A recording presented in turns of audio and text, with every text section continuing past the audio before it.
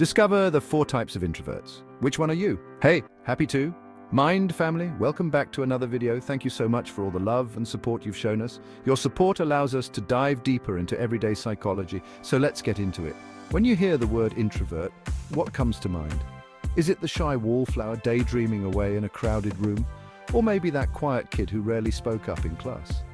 Well, there's so much more to introverts than just their social habits. Introversion isn't just about socializing. There are even different types of introverts. Who knew, right? Let's break down the 4 types of introverts according to research by a psychology professor from Wellesley College. So buckle up, because you might just discover a lot about yourself or someone you know. With that being said, here are the 4 types of introverts. First up, we have the social introvert. This unique personality type often confuses people because they exhibit traits of both introversion and extroversion. Now, this doesn't mean they're having parties every night. In fact, they cherish their alone time just as much as any introvert. They enjoy socializing, but on their own terms. They thrive in environments where they can connect deeply with a few people rather than mingling with a large crowd. Think of it like this: they have a battery for social interaction. This battery is finite and needs careful management. It gets charged up during their alone time, and it drains when they're around people, even if they're having fun. This balance is crucial for their well-being. Social introverts often prefer smaller groups or one-on-one interactions. These settings allow them to engage more meaningfully without feeling overwhelmed. They'd rather hang out with a close-knit group of friends than be surrounded by a crowd of acquaintances. This preference helps them maintain their social battery. In fact, they might even seem like extroverts in these smaller settings. Their energy and enthusiasm can be quite infectious. Don't be fooled, though, they're not being two-faced. It's a natural adaptation to their social environment.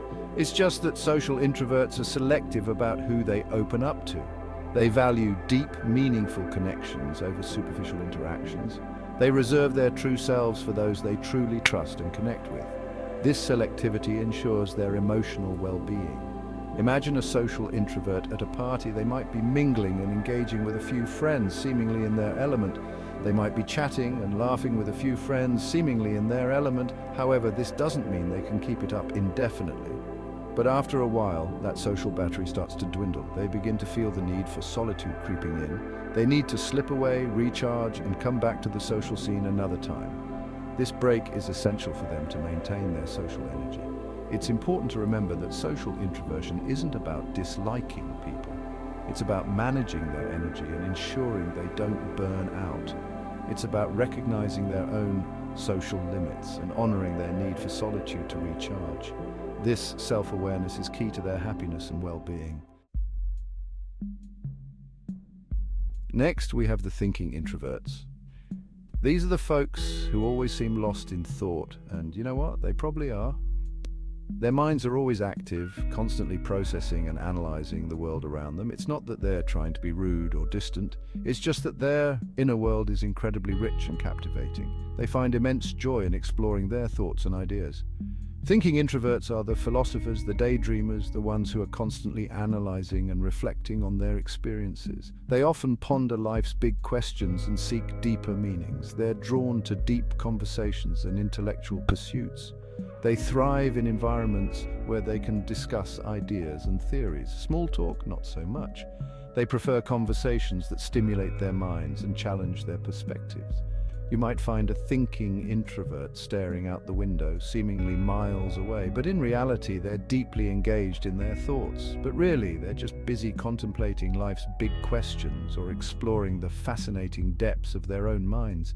They enjoy solitude as it gives them the space to think and reflect. They're constantly seeking knowledge and understanding. They love to read, research, and learn new things. Don't mistake their quiet demeanor for disinterest. They're often absorbing everything around them, taking in details that others might miss. Thinking introverts are often incredibly observant and insightful. They notice the little things and make connections that others might overlook. They just process information internally, taking the time to formulate their thoughts before sharing them with the world. This makes their contributions thoughtful and well-considered. If you want to engage a thinking introvert, skip the superficial chit-chat and dive straight into a meaningful conversation. They value depth and authenticity in their interactions. They'll appreciate your willingness to engage with their minds. When you connect with them on a deeper level, you'll find a loyal and thoughtful friend. Chapter 3: The Anxious Introvert.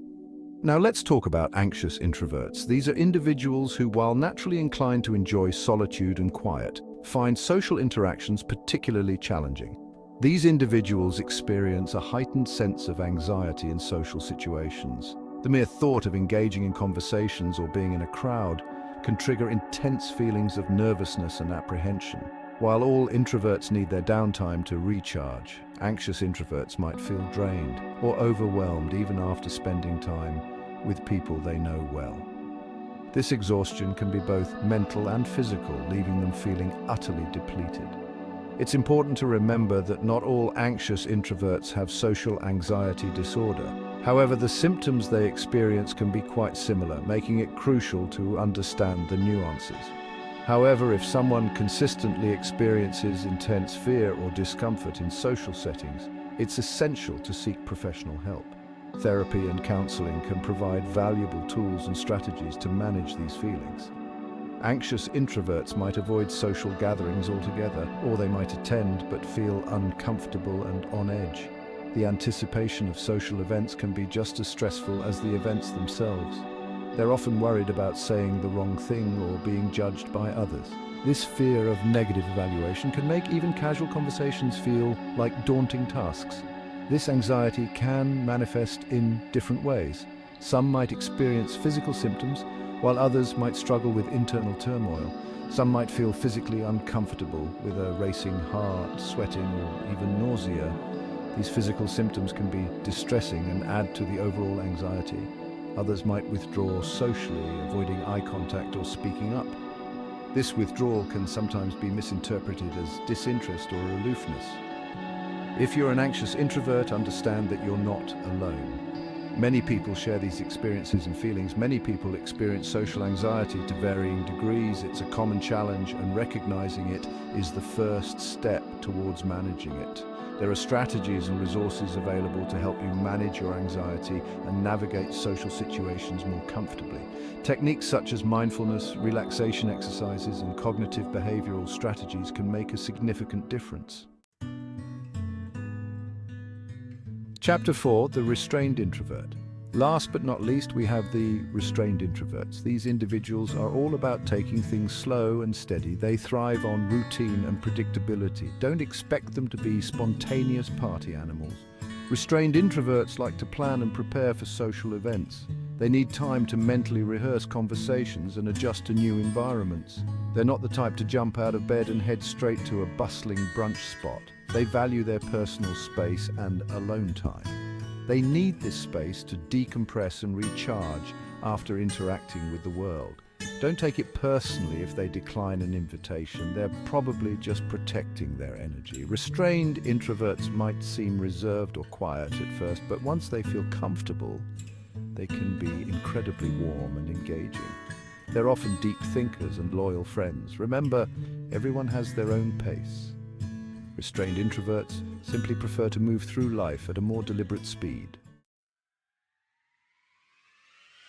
So, there you have it, the 4 types of introverts. Now that you know the 4 types of introverts, do you see yourself or someone you know in any of these categories? Or maybe you're an ambivert falling somewhere between introversion and extroversion. Understanding where you fall on the personality spectrum helps strengthen your relationships and communicate your needs better. Which type of introvert do you resonate with most? Could you drop a comment below and let us know? Also, share this video with an introvert you know to help them discover their type. If you enjoyed this video, don't forget to hit that like button and subscribe to Happy 2 Mind for more insightful content. We've got plenty more coming your way, so stay tuned. Thanks for watching, and we'll catch you in the next one. Video by Happy 2 Mind.